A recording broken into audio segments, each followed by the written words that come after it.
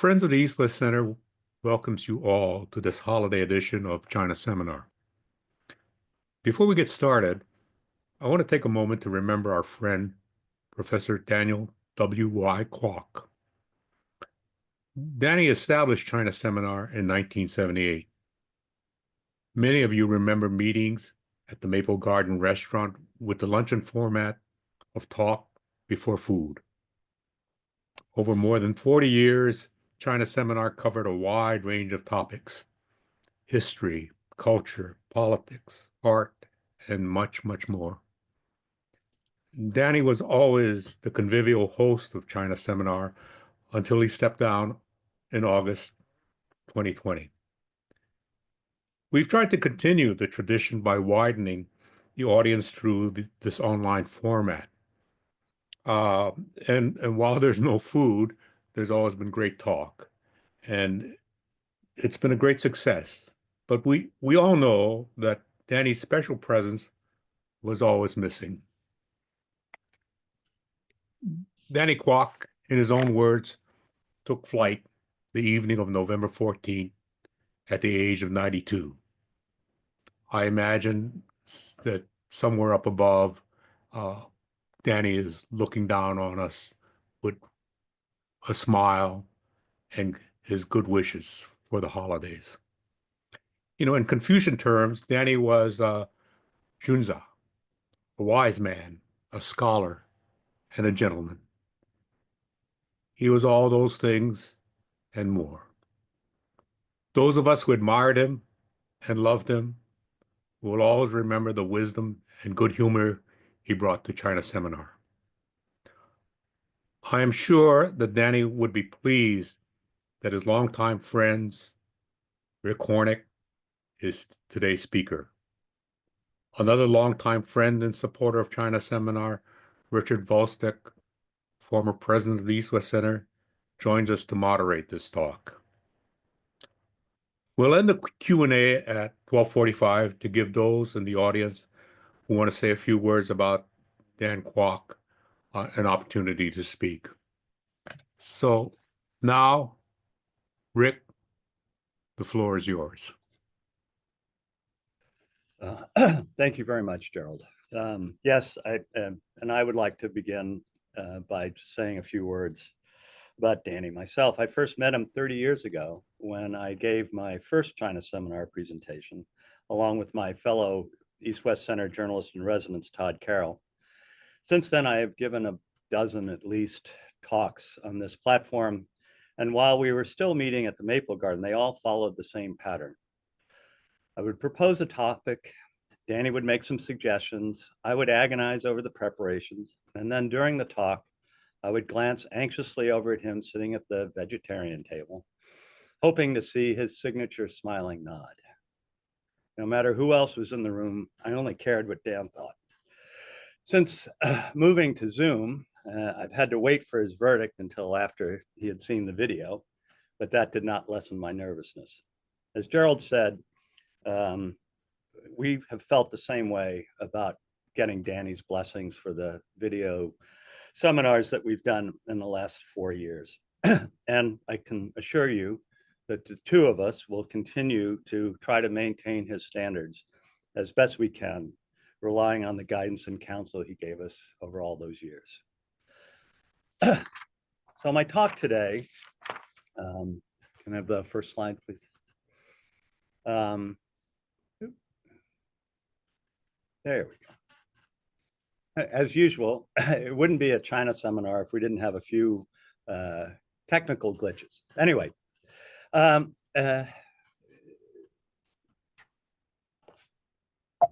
next slide, please.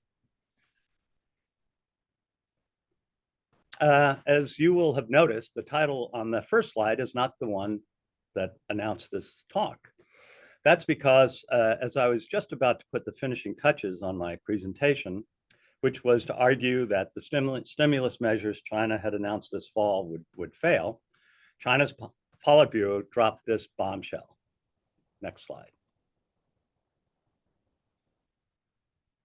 The Politburo, in a move that was not expected, I think is the best way to say it, vowed to embrace a moderately loose monetary policy in 2025, shifting from a prudent strategy that's held for 14 years. For this body to make that decision, you have to assume that things are not going well. It also pledged a more proactive fiscal policy, raising expectations that the PRC will increase its fiscal deficit in March, which will open up the door to more borrowing to shore up the faltering economy. But perhaps the most interesting element of their announcement is that they promise to forcefully lift consumption and drive domestic demand in all aspects.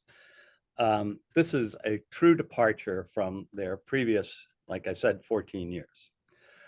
Next slide, please.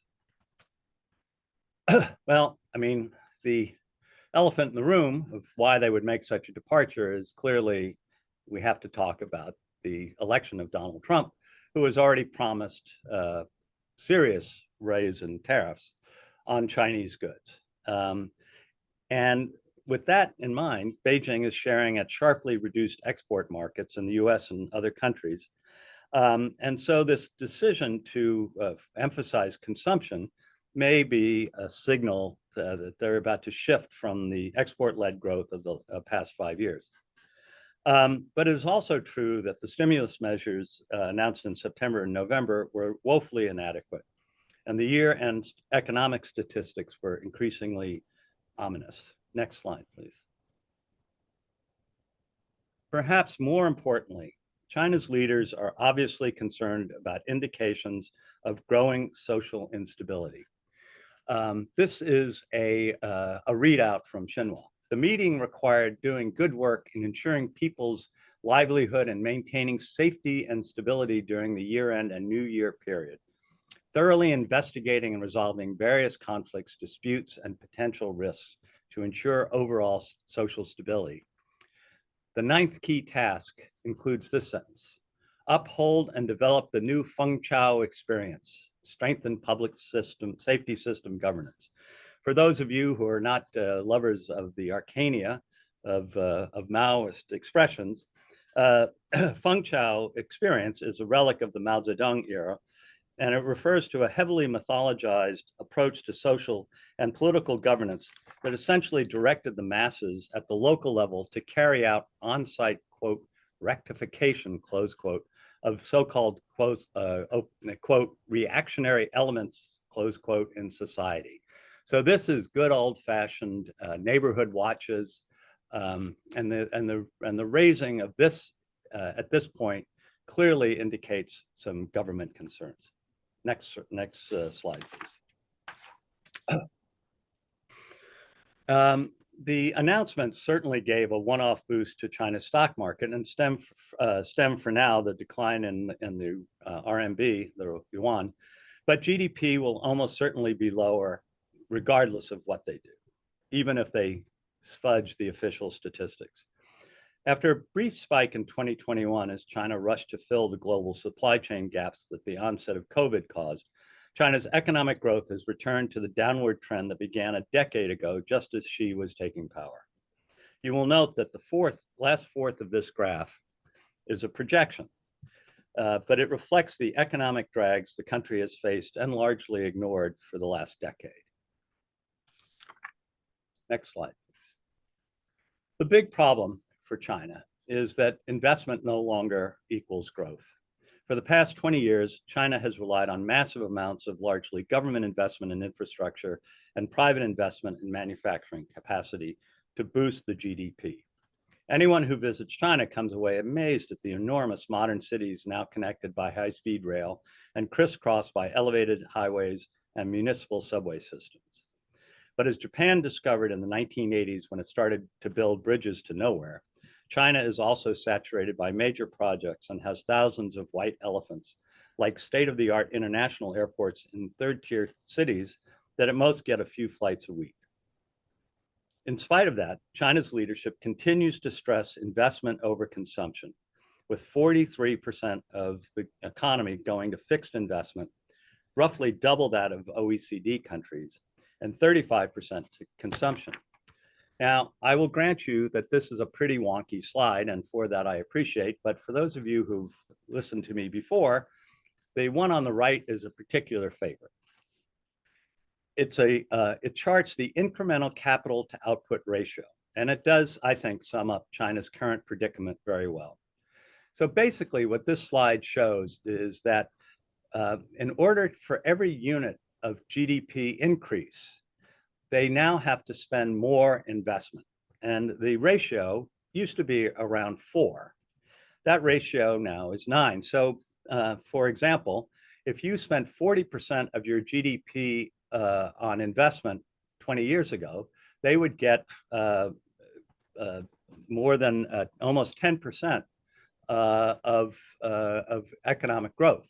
But now they're going to get less than 5%.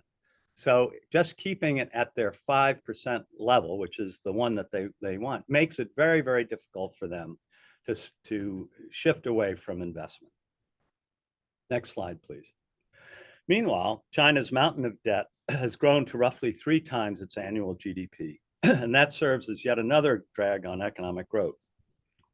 And this explains why they have been so reluctant to do more deficit spending in order to boost the economy. Next slide, please.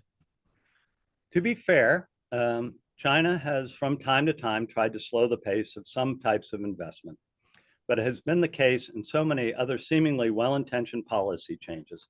The 2020 move to restrict the access of real estate companies to capital has massively backfired. We actually have done a couple of talks on the Chinese real estate collapse, but suffice it to say that since the beginning of the policy, 60 Chinese property companies have defaulted on over $124 billion in bonds. I will talk about that a little bit later. Meanwhile, so in the post-COVID period, would have been an ideal time to shift to a more consumption-oriented economy. But instead, China's high-level economic strategy was to shift focus on retaining low-tech manufacturing jobs and production, which itself reversed a major policy shift in the decade before. The 14th five-year plan issued in March of 21 called for maintaining manufacturers' share of China's GDP, which was a reversal from the previous plan, which called for increasing the proportion of the service industry.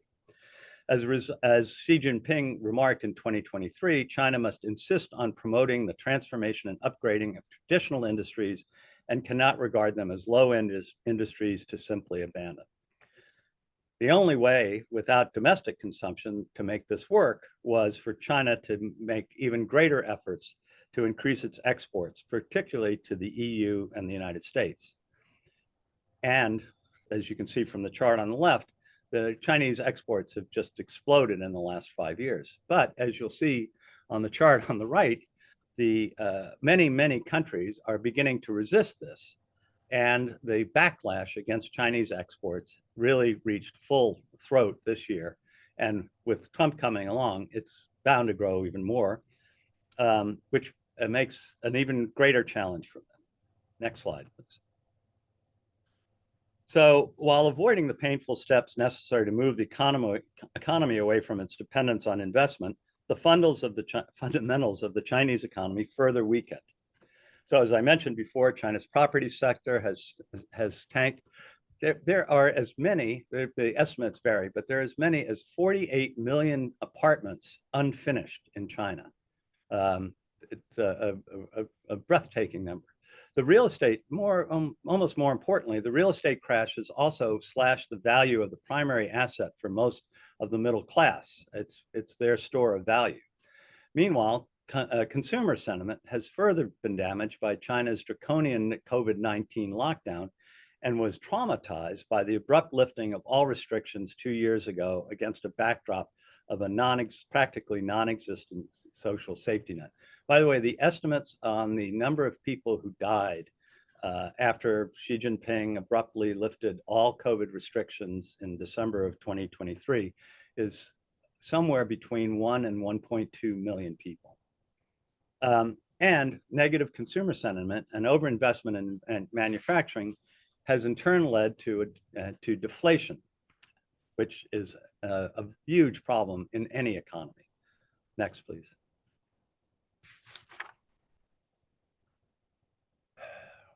This is beginning to show up in public life. The reappearance of deflation is particularly worrisome.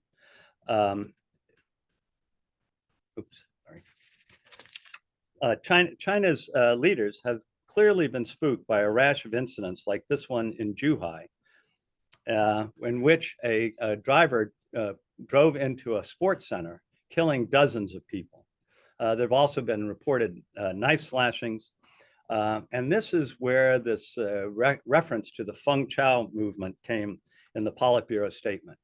The people are clearly unsettled and are having a difficult time dealing with the struggles that are being placed, they're confronting. Next, please. But in some ways, the loudest alarm bell about China's economic future has come from its increasingly disillusioned young people. The shift in emphasis to manufacturing away from one rapidly growing service sector has left millions of university graduates unemployed or working in jobs that require little education. With the unemployment rate, we think youth unemployment rate is around 20%.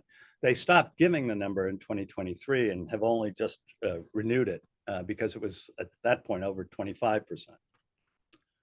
And young people are reacting with the idea of, they call it lying flat, which is to do as little as possible, and even becoming a full-time child, moving back in with their parents. One of the biggest indicators of how bad the youth attitude is towards the economy is that provinces with the highest proportion of young people now have the lowest growth rate, which is very unusual. Next, please.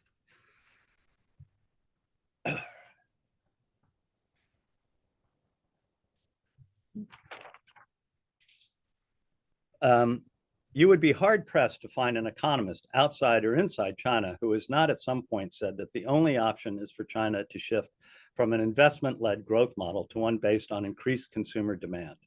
In fact, as this chart shows, the rapid decline in household consumption as a share of GDP only began 20 years ago. The problem is that even a brilliant set of technocrats would have a difficult time engineering a shift back in the other direction without the full support of a paramount leader like Xi Jinping. Next slide, please. And that support is unlikely to appear anytime soon, because China sees himself as the heir to a great revolutionary tradition that requires people to struggle. In an article on Youth Day in May of 2023, Xi effectively told the younger generation to toughen up. He mentioned the need to eat bitterness 5 times. He has also repeatedly urged young people to seek self-inflicted hardships using his own experience of working in the countryside during the Cultural Revolution. He has, next slide, please. In other words, Xi opposes the kind of wealth transfers that would be necessary to launch a consumption-led economy. So here is his explanation of why he doesn't believe in welfareism.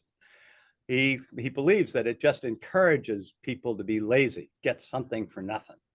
And as a result, it has brought down other countries that were trying, as China is, to escape the middle income trap. So according to Xi, it is unsustainable to engage in welfareism that exceeds our capabilities. It will inevitably bring about serious economic and political problems. The problem is they have economic and serious political problems, and at least in part because China's social safety net is so weak. It's one of the reasons that people refuse to spend money. They're afraid of what's going to happen next. And for example, when Xi began a few years ago to realize that there was a problem of rural poverty and tried to do something about it, the answer was not to buck up the social safety net, especially in healthcare. It was rather to invest more in infrastructure. Next slide, please.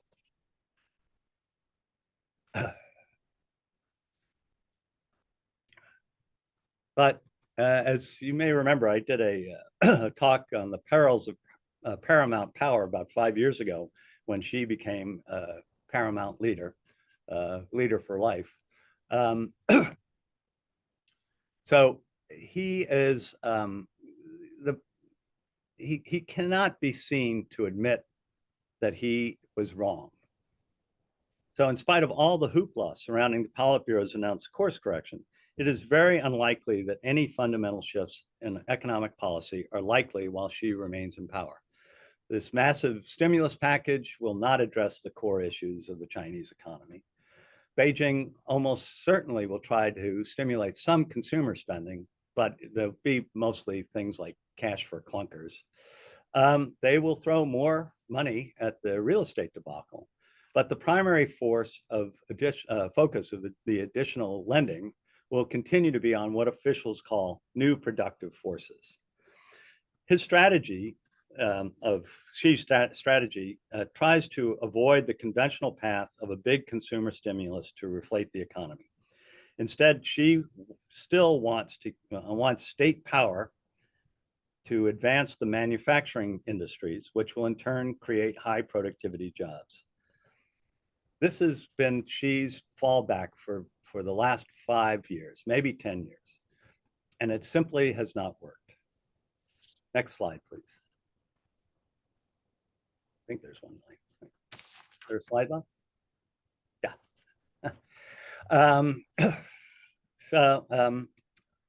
For you lovers of communist Chinese trivia, this was supposedly what Mao Zedong said to his chosen successor, Y Kwok, on his deathbed, on Mao's deathbed.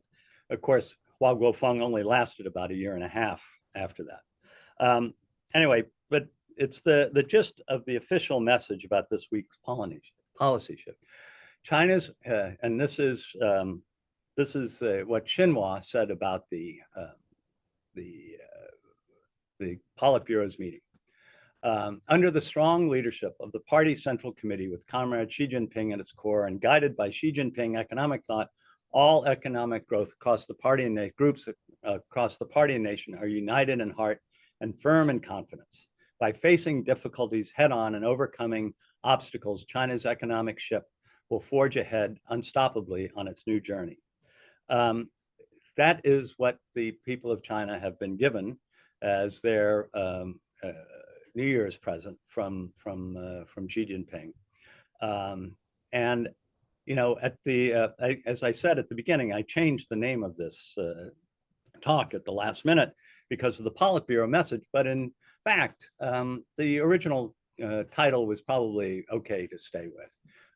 It is too little, it is too late, and it remains to be seen when or if further difficulties will change China's overall economic strategy. Thank you.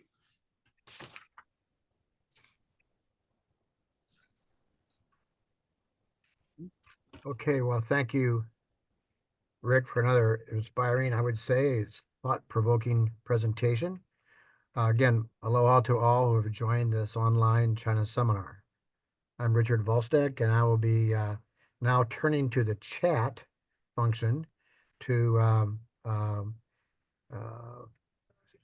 address your questions to Rick. We have a long one here, so I'll start with that so you can take a deep breath while this happens, Rick. Okay. Clear my throat. Here it goes. Okay. Given that China's government collaborates with think tanks to help drive 5-year plans, coupled with their commitment to and use of artificial intelligence, why is the government having so much difficulty diagnosing and treating the root cause of poor consumption? Well, I'll skip to a little more. So that's the main question. So a subset of that, among other things, is: are the data not shared with those in charge of governments, or do they defer to President Xi's policies, or what? Yeah, it's a great question. I mean, there are a lot of very, very brave Chinese economists who continue to write about the need to make this shift. This is not rocket science. This is the way you go from being a middle income country to a higher income country. And in fact, China has been going in the other direction. The purchasing power of Chinese consumers has been dropping.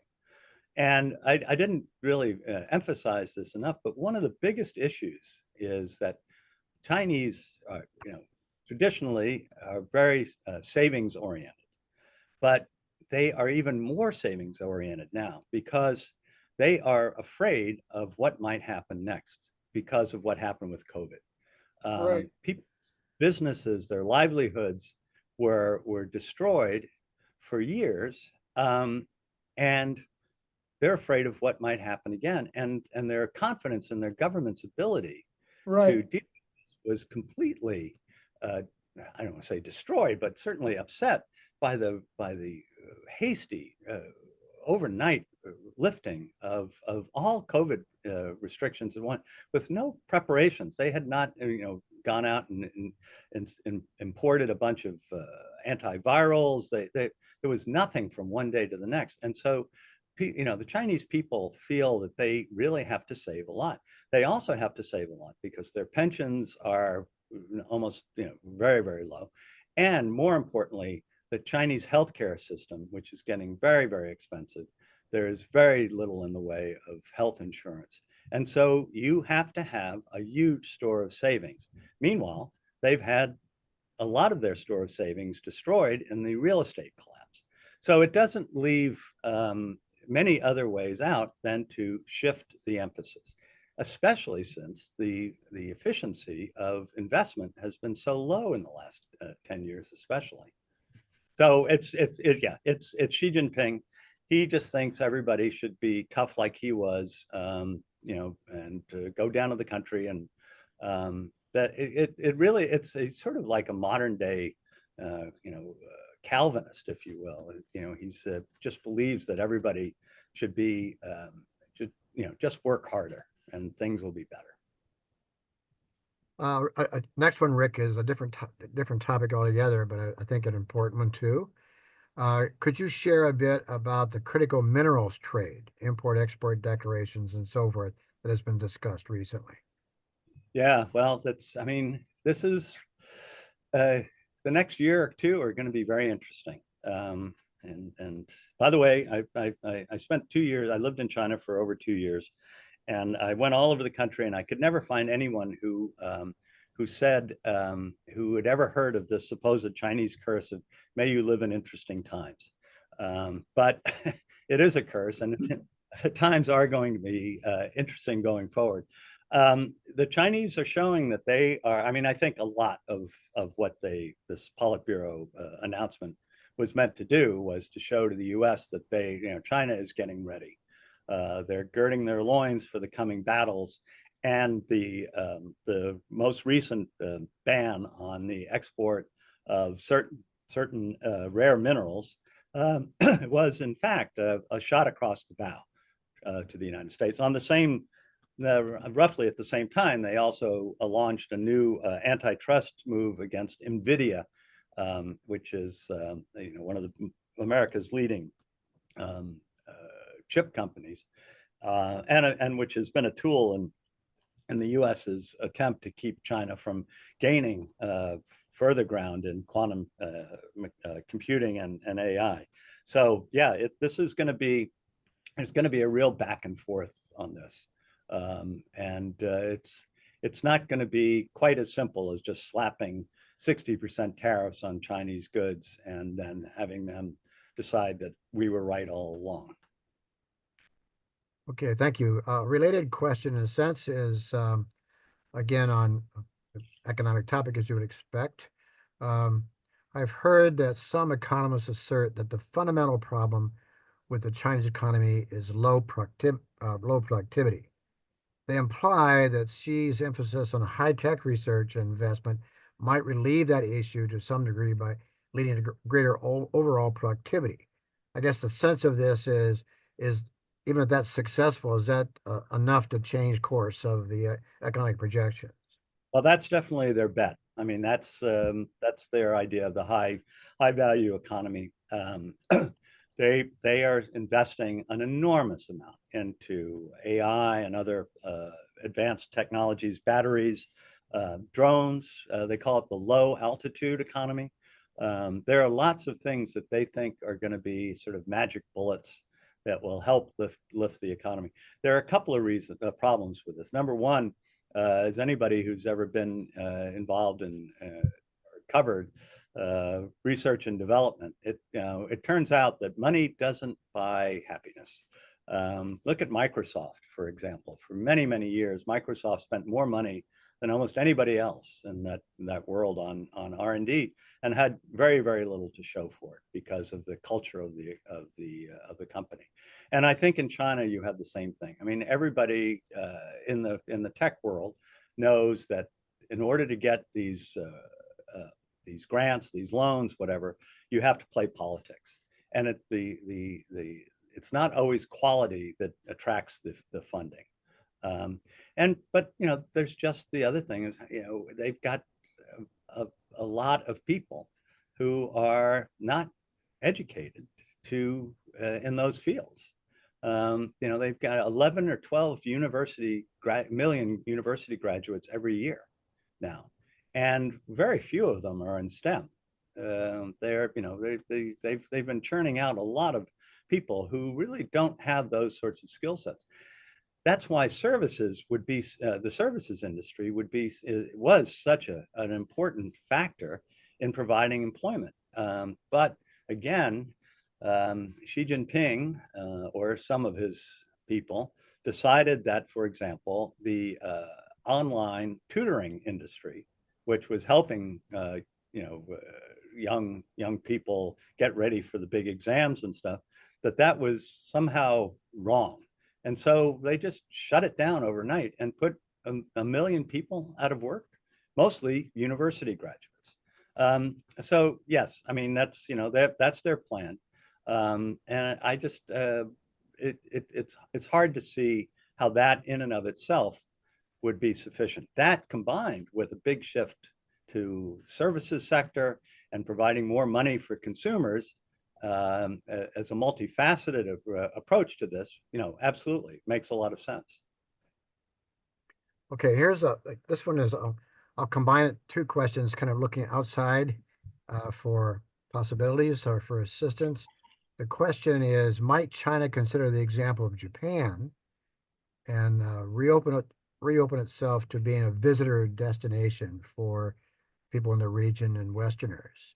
And related, that I would shoehorn in the impact on foreign investment, given the fact that you can't do due diligence now. How are those two factors, visitor arrivals as well as foreign investment? What's your prognosis in the near term for those?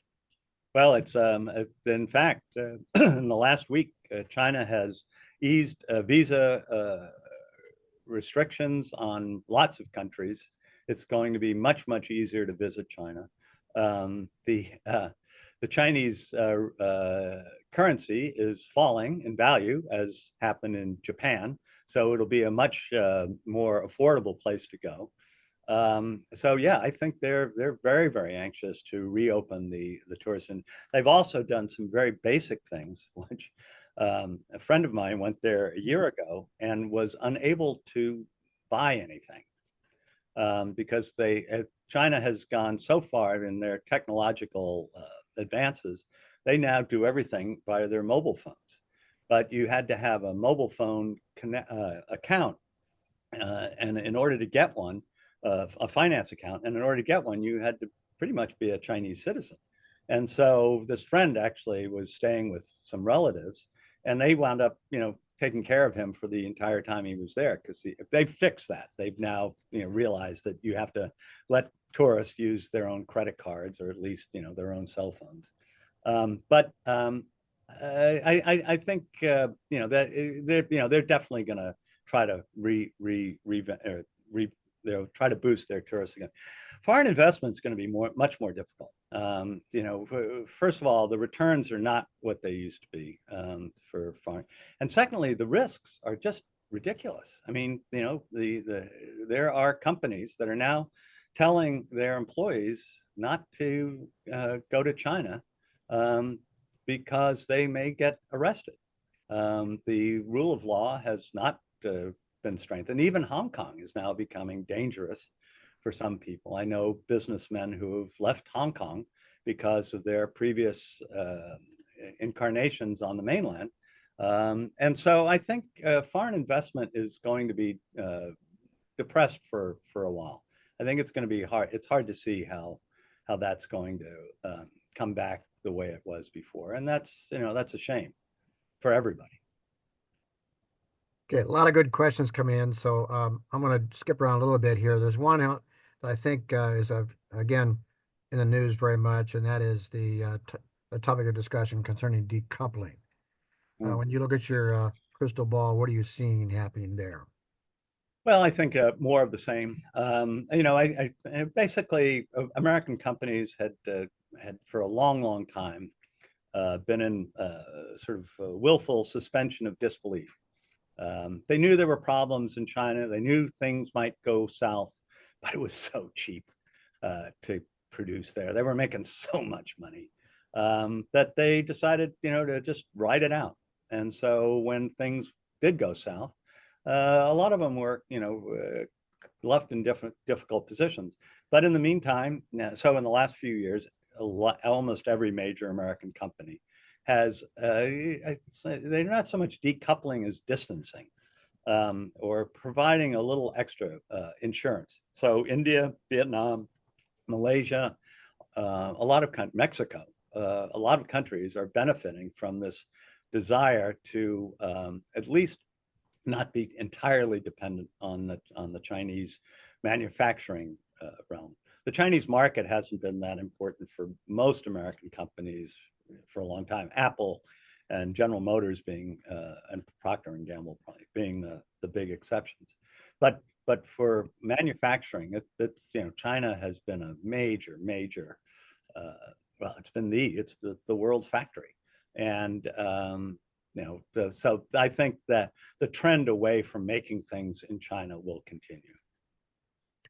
Okay, well, China seminar always has a lot of academics involved, and so this question really satisfies that constituency, I guess, and that is, what, if any, roles do foreign academics, business people, foreign policy types, and so forth, what role do they have now when it comes to interacting with Chinese counterparts, you might say, to talk more definitively about some of these issues you have raised? Yeah, I mean, I think this is a really, really important issue. And I think, let's assume that even though Donald Trump has invited Xi Jinping to attend his inauguration, supposedly, let's assume that U.S.-China relations continue on their sort of downward trajectory for a while. That makes it more important than ever that we have other avenues of communication, non-official, unofficial, between China and the United States and the rest of the world. And I think finding areas of non-political interest, where people from both countries can continue to talk, is absolutely essential. And I think any efforts in that regard deserve as much support as we can give them. One of the big problems the U.S. is facing right now is there are not very few, but fewer and fewer young academics are interested in studying China. And so we may find ourselves in a few years with a real deficit of people who know about China and are comfortable, operating in that world. So I think it's a major issue. Okay, the next question, we're gonna have to step back a little bit, I guess, for this question. It's more of a regional one with China in the middle of it. And I think this is going to have to be the last question. We've got some great questions online. Maybe you can take a look at them later and respond to the people. But this is, the emerging dynamics really, North Korea, Russia, and China, as sparked by issues in Ukraine, of course. But those relationships we've kind of taken for granted for a long time, but now seems to be an increasing dynamic among those players. So what do you see, first of all, generally speaking, but also if there's an economic dimension you'd like to emphasize? Yeah, I mean, basically, you have to assume that the Chinese are not happy to see North Korean soldiers in Ukraine. It just, it can't be something that Xi Jinping had on his wish list or even on his bingo card, for that matter, for this year.